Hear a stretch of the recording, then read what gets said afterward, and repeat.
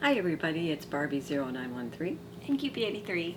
We're here, let's see, we started our day and went to the last day of Gfest. Do do do. Do, do, do. 70 years of destruction. Now, if you haven't heard of Gfest happens to be about Godzilla and all the other monsters. Yes. This is a fancy official program book, which you had to pay extra for. So luckily this person didn't know that and they just handed us a booklet so we could do it. We took the little ones with us and got rid of a couple hours of fun. Yeah. I think it's a fun one. It's different. You see an It's interesting campy. crowd. It's campy. It's been going on for years now, and it's always in Rosemont, Illinois. And will be next year also, I think. It seems to stay around here. Yeah, and besides the actual convention, they also show like movies at a local theater, like the old, Godzilla films. Which would be fun to go to. We've never gotten to do that, but just go watch one Godzilla film after another and another and another and another, Like in a theater. Of course. And the Pickwick. I love the Pickwick. So what did you think about it? I mean, we go on the Sunday, and so generally it's like a low-key day, and we go for the shopping. And what I like about this one is it's a cool dealer's room, although it's like a repetitive dealer's room. There's lots of people with the same stuff. Same products. And like half of them don't label it with prices. Right. So it's like, how much is this thing with this label that I don't actually understand or can read? I think also when the machine we have, the 3D printer, that kind of brought people to make a whole bunch of their own stuff. Yeah. I mean, there are companies that make some beautiful stuff, beautiful Godzilla stuff, all the other monsters, really neat. But then there's also some people that just use their 3D printers. Yeah, or the other machines that kind of create, so, that you can create your own molds from. But there's a lot of, like, stuff that you would get, like, that was made, licensed, and, mass-produced. I'm like, why is it? I think this is my issue. I'm like, I understand Barbie pricing to an extent, but I'm like, I don't understand Godzilla pricing. So a lot of times I'm just like, so why is this tiny thing worth $70? Like, is it worth it? Like, tell me why, and then I'll understand it. So it's a lot of that. It's still an interesting dealership, though. It is. It's interesting. Yeah. They also had a second room, which we did not get to go into, which we think was like maybe an artist alley kind of thing.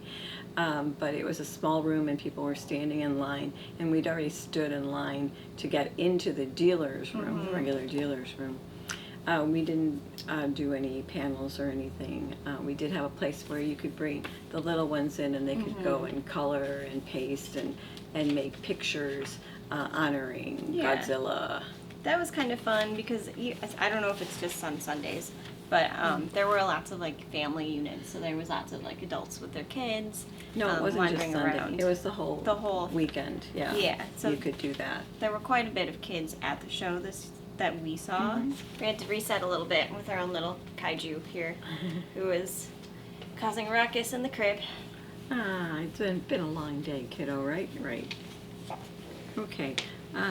So we kind of took pictures and we, of course, just shopped. And there's one area where they have all these different costumes of monsters, and I don't know if people make them or usually there's a lot of kids in there hanging out and playing games. There's also a gaming room too. Yeah. Of course, everything always has a gaming room downstairs. Yeah, but this Dojo Studios had like this tiny like town, so you could be in costume and film yourself and like go through this town, and they have a green screen. So it's kind of cool if you like build a big costume. I think the idea is that you get to go in there and like make a short video. So you could In stomp costume. around as him, yes. So kind of cool. Yeah. They also have the gaming tabletop arcades, which I don't know if we saw the arcade games. We should probably find that next year. But the contest, there's an art contest and there's a diorama contest, and like I said, like kids can enter all the way up through adults, and they have different winners in each category. Well, there's even a Godzilla club, so you could join the club and learn cool. all about stuff. But yeah, really cool stuff. when you walk in, there's like 2 sections of t-shirts. So I told myself I wanted to get a t-shirt this year.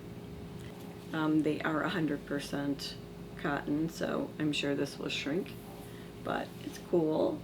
I like it. There were a lot of neat ones. And then this one I got, Starry, Starry Night. That was really cool. I like that design. Yeah, that's really cool. So I'm hoping that they don't shrink too much. And then I also picked up a t-shirt because, like, again, I don't understand the pricing of some of these things. And I'm like, some of the stuff I liked was like $300, and I was like, I can't spend $300 on this. That's better than the stuff that I liked that was $900. Yeah, so, and like a lot of the vendors just had like the same sort of figures on a table, like tossed around on a table. So I ended up getting a t-shirt too with I feel like there's a lack of neon colors in clothing today. The same place that had the t-shirts, they had a really reasonable price for a blanket. So Lena found herself a gift that she could go home with. Yeah. It's really cute, and we'll take a picture of it tomorrow. Yeah, because Lena's all about her Godzilla. Yeah. She gets into it. Oh, you woke up. Yeah. Hi, how are you? And turn around and talk to the people. And then Lena also ended up with an Ultraman. Ultraman. Or which is part of your dream. An Ultraman figure. And that was like $5 at a booth. Because he was out of package. Yeah, and they had a couple different ones, so Lena chose that one, and she has a Barbie, like, little Fisher-Price dollhouse, so I was like, oh, I could go in your dollhouse. So we went to go and pay the guy, and he saw that it was for her, and he was like, go take it, it's fine. Aww, you don't pay for it. That was I nice was like, of him. that's really nice. That is nice. So we, that was him. the best souvenir we found. It was. And then Piper. Now, I don't know his name. I don't know which movie he's from, or if he's from a comic, or which. We just keep calling him the spiky guy. Yeah, well, he is a spiky guy, but he's Piper's. Perfect for a teething child. Yeah. Spikes. Right? And then the last one that I got, it was kind of like, well, I could go get action figures, but there wasn't very many stuffed animals. I was disappointed in that. But as far as action figures, like she said, it's repetitive. And I've got some that she's given me. And a nice Godzilla that's not as pointy and spiky would be a nice one to have, too. But some of those were really expensive. And I couldn't tell which ones were made by what company. So. Right. I wish there would have been more plushies too, because I know I bought my mom a plushie, and I have to find one for Lena, because Lena also wants one, but they didn't have it at all. No. On Sunday, at least. They might have had it Friday and Saturday, but they didn't have it, and I was like, this is interesting. Because where I found it was like a random anime shop. Right. Is that where you got it, a random anime shop? Well, it was at our library's Comic-Con, Yeah, but your they're the shop that sells anime stuff. Gotcha. And I saw a bunch of little girls, and they had their stuffed animals, and they were walking around, and I'm thinking, where did you get those? Well, I didn't see those. So unless they were in that special room where we couldn't get into because it was too long, and we had 2 kids that were getting tired of being there, then I don't know where they got them. But this is what I got. Lena got hers, and it's Mothra, and inside Mothra, you have a little blanket. Nice. So I haven't opened it up yet. Lena tried to help me open it up, and I said, no! Yeah. But you can see there's part of the wings. And then it's like a twofer. So you've got a stuffed animal and you've got a blanket. Yeah. I thought that was kind of good because it was more on the pricey side, and I thought, but you are getting 2 items. Yeah. So that's that. It's not a huge blanket. It's like a knee covering if you're like just kind of cold, you just want something over your legs or something. But I think it's really cool that you just see it here. So. This show is, like I said, it's always in Rosemont. It's been going sometime on in July. Yeah, it's been going on for years now at this point, and it is a fun show just to like hop into and just kind of visit for a day. It's like admission is fine for like just kind of hanging out for a day or half a day. Yeah, otherwise it's a 3-day con. And there were a lot of people leaving early with their suitcases, so. A lot of excited people though, like people who are really into Godzilla. I mean, they did have that voiceover guys, and they had podcast guys that were doing little shows and stuff. We didn't get to see it, but No. but if you were interested in that, you can go for a 3-day tour of it. I think some of the panels do sound interesting too. Some do. I mean, I like the ones where they just show you all the movies all day. Looked like they were doing 6 at the Pickwick. They did have a video room where it was playing something. I don't know what it was playing.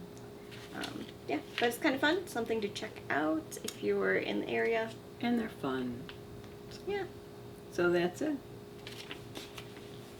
So check it out. We'll leave the link to the con in the yeah. description. And then get ready for the next July. Yeah. And that's it. So we'll talk to you later. Bye. Bye.